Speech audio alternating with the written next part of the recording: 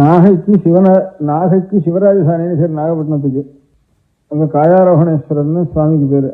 நாகைக்காரோணம், கச்சிக்காரோணம், குடந்தைக்காரோணம்னு கும்பகோணத்தில் ஒரு காயாரோகணேஸ்வரர், நாகப்பட்டினத்தில் காயாரோகணேஸ்வரர், காஞ்சிபுரத்தில் காயாரோகணேஸ்வரர், 3 இடத்துல காயாரோகணேஸ்வரர்னுட்டு.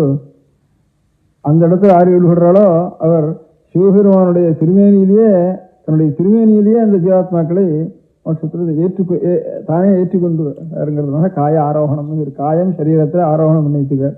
இந்த 3 இடத்துல தியானம் பண்ணினோம்னா பரமேஸ்வரனுடைய திருமேனியிலேயே நம்ம சேர்த்துன்றாருன்னு காய ஆரோகணம். பாக்கி இடத்துல முக்தி கொடுக்குறாரு, அவளுக்கு ஞானத்தை கொடுக்குறார், எங்கும் நிறைஞ்ச ஒரு பரம்பொருளாக ஆக்குறாருங்கிறது ஒன்றும்.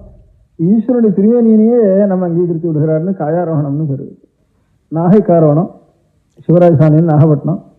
அந்த நாகப்பட்டினத்தில் இருக்கிற காயாரோகணேஸ்வர கஷேத்திரத்தில் நான் 2 மாதம் அங்கேயே சாதுர்மாசத்துக்காக 2 மாதம் ஒரே இடத்துல இருக்கிறதுன்னு வழக்கம் சன்னியாசிகளுக்கு. அதில் நானும் அந்த இடத்துல 2 மாதம் இருந்துட்டு இருந்தேன். அதில் ஒவ்வொரு நாளும் சுவாமியினுடைய பெரிய சிவாலயம் நீலாயுதாட்சம்மன் கோவில், அதனுடைய சன்னிதானத்தில் ஒரு பிள்ளையார் இருக்கார்.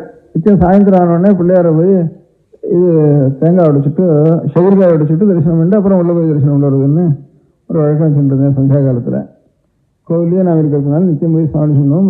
சன்னிசில் இருக்க முடியாத விநாயகர் கோவில் தனியாக இருந்தது. அந்த விநாயகர் கோவிலில் செவிர்காய் உடைச்சிட்டு அதுக்கப்புறம் உள்ள போகிற வழக்கம்.